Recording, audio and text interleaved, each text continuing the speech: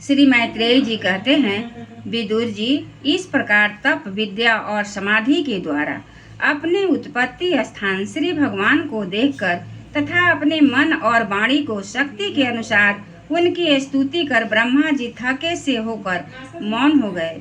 श्री मधुसूदन भगवान ने देखा कि ब्रह्मा जी इस प्रलय जल राशि से बहुत घबराए हुए हैं तथा लोक रचना के विषय में कोई निश्चित विचार न होने के कारण उनका चित्त बहुत खिन्न है।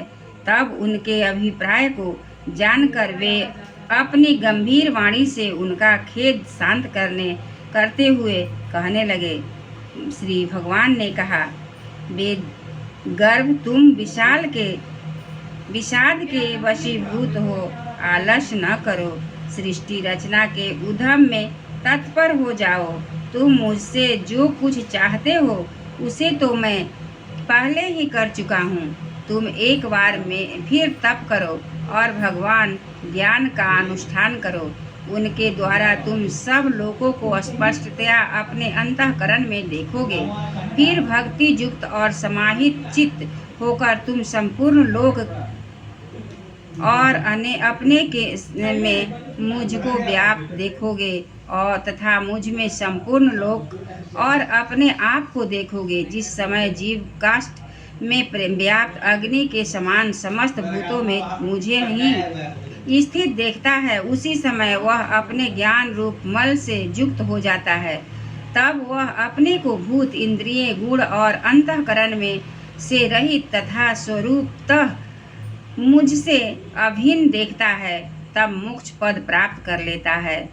ब्रह्मा जी नाना प्रकार के कर्म संस्कारों के द्वारा अनुसार अनेक प्रकार की जीव सृष्टि की रचने की इच्छा होने पर भी तुम्हारा चित्त मोहित नहीं होता, यह मेरी अतिशय कृपा का ही फल है। तुम सबसे पहले मंत्र दृष्टा हो। प्रजा उत्पन्न करते समय भी तुम्हारा मन मुझ में ही लगा रहता है। इसी से पापमय रजोगुण तुमको बांध नहीं पाता। तुम मुझे भूत, इंद्रिय, गुण और अंतःकरण से रहित समझते हो। इससे जान पड़ता है कि यद्यपि देहधारी जीवों को मेरा ज्ञान होना बहुत कठिन है, तथापि तुमने मुझे जान लिया है। मेरा आश्रय कोई है या नहीं, इस संदेह में से तुम कमल नाल के द्वारा जल में उसका मूल खोज रहे थे, सो मैंने तुम्हें अपना यह स्वरूप अंतःकरण में ही दिखलाया है। प्यारे ब्रह्मा जी, तुमने जो मेरी कथाओं के वैभव से युक्त मेरी स्तुति की है और तपस्या में जो तुम्हारी निष्ठा है, वह भी मेरी ही कृपा का फल है।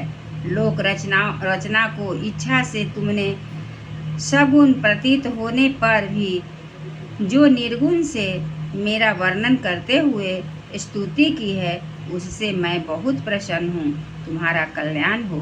मैं समस्त कामनाओं और मनोरथों को पूर्ण करने में समर्थ हूँ। जो पुरुष नित्य प्रति इस स्तोत्र द्वारा स्तुति करके मेरा भजन करेगा, उस पर मैं शीघ्र ही प्रसन्न हो जाऊंगा। तत्वेताओं का मत है कि पूर्व तप, यज्ञ, दान, योग और समाधि आदि साधनों से प्राप्त होने वाला जो परम कल्याणमय फल है, वह मेरी प्रसन्नता ही है। विधाता, मैं आत्माओं का भी आत्मा और स्त्री पुत्रादि प्रियों का भी प्रिय हूँ। देहादि भी मेरे ही लिए प्रिय है, अतः मुझसे से ही प्रेम करना चाहिए। ब्रह्मा जी, त्रिलोकी को तथा जो प्रजा इस समय मुझ में लीन है, उसे तुम पूर्व कल्प के समान मुझसे उत्पन्न हुए अपने सर्ववेदमय स्वरूप से स्वयं ही रचो। श्री मैत्रेय जी कहते हैं, प्रकृति और पुरुष के स्वामी कमलनाभ भगवान सृष्टिकर्ता ब्रह्मा जी को इस प्रकार जगत की अभिव्यक्ति करवाकर अपने उस नारायण स्वरूप से अदृश्य हो गए। एक बार बोलिए श्री वृंदावन बिहारी लाल की जय। श्रवण नारायण नारायण नारायण, श्रवण नारायण नारायण नारायण, श्रीमन नारायण नारायण नारायण, श्रीमन नारायण नारायण नारायण, श्रीमन नारायण नारायण नारायण, भगवन नारायण नारायण नारायण, श्रीमन नारायण।